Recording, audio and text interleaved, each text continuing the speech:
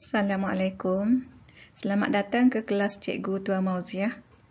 Hari ini kita belajar bab 1, Sejarah Tingkatan 3 Kedatangan Kuasa Barat.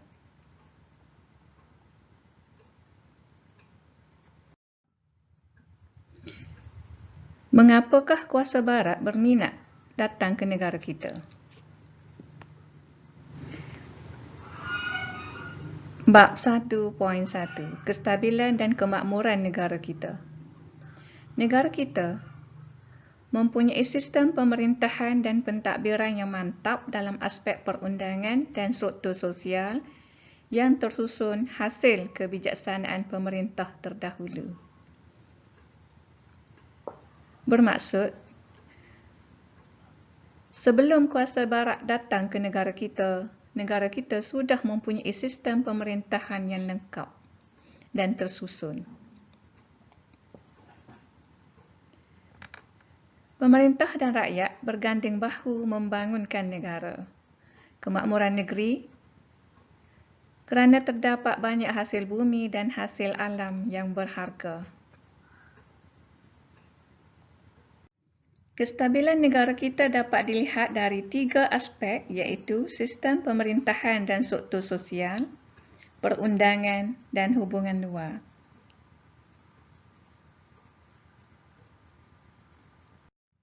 Sistem pemerintahan dan struktur sosial di negara kita. Negara kita mengamalkan sistem pemerintahan beraja yang bermaksud setiap negeri diketuai oleh sultan ataupun raja. Baginda dibantu oleh pembesar dan para pembesar dibantu oleh penghulu untuk peringkat kampung ataupun mukim. Semua negeri di Tanah Melayu mengamalkan sistem pemerintahan beraja yang hampir sama kecuali di Negeri Sembilan. Mari kita tengok bagaimanakah sistem pemerintahan di Negeri Sembilan. Para pelajar sekalian, sila tengok rajah yang cikgu paparkan ini. Bawah sekali, iaitu terdiri daripada anak buah dan ibu sokong. Kemudian, anak buah dan ibu sokong inilah yang melantik buapak.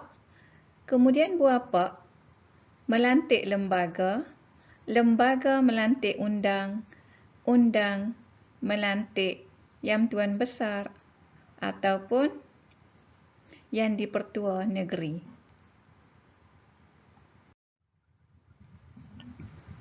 Sistem pemerintahan di Sarawak dan Sabah. Ini ialah rajah yang menunjukkan sistem pemerintahan yang diamalkan di Sarawak. Terdapat 2 sistem, iaitu sistem kesukuan dan sistem kesultanan. Kita akan belajar lebih lengkap dalam bab seterusnya. Seterusnya, bahagian sistem pemerintahan di Sabah terdiri daripada 3 sistem, iaitu sistem kesukuan, sistem kesultanan dan sistem ketua bebas. Perundangan. Sebelum kedatangan kuasa Barat, negara kita telah mempunyai sistem perundangan yang tersendiri. Terdapat 2 jenis undang-undang yang diamalkan, iaitu undang-undang bertulis dan undang-undang tidak bertulis.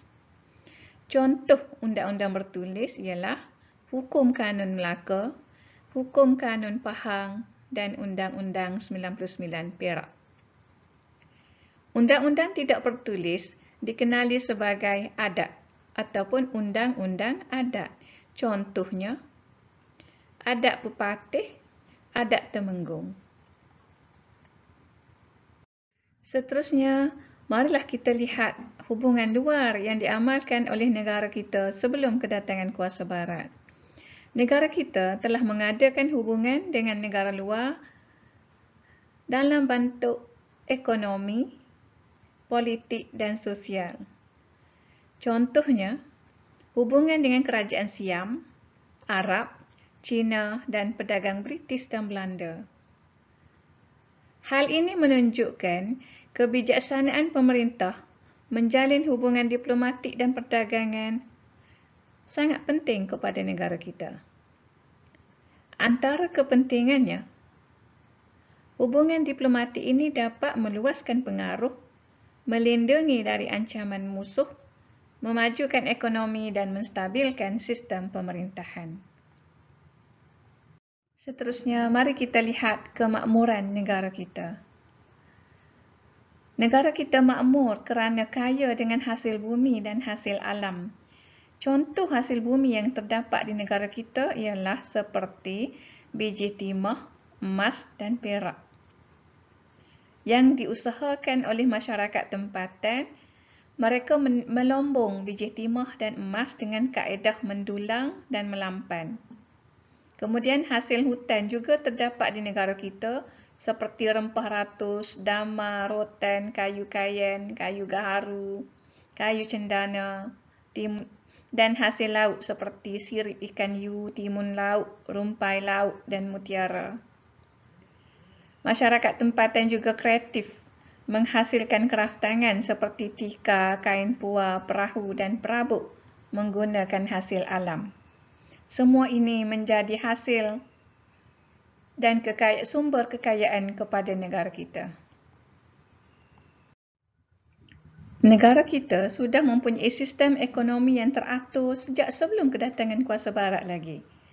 Hal ini dibuktikan dengan aktiviti perdagangan dan pelabuhan yang dibina untuk berdagang. Alat timbang, sukat dan ukur yang sistematik juga telah digunakan. Dan masyarakat tempatan juga sudah menggunakan mata wang sebagai pengganti sistem barter. Sistem barter itu sistem tukar barang. Kemudian, para pemerintah telah menggunakan sistem percukaian yang adil untuk mendapatkan hasil pada negara dan memberi kemakmuran kepada para pedagang. Anak-anak boleh rujuk buku teks muka surat 7 untuk melihat contoh alat timbang, contoh mata wang, dan contoh sistem percukaian yang digunakan di negara kita pada suatu masa dahulu. Masyarakat yang makmur mempunyai kegiatan keintelektualan, iaitu bermaksud ilmu pengetahuan. Masyarakat tempatan sudah mempunyai sistem pendidikan sejak yang tersendiri yang terbahagi kepada dua bentuk, iaitu pendidikan tidak formal dan pendidikan formal. Pendidikan tidak formal ni lebih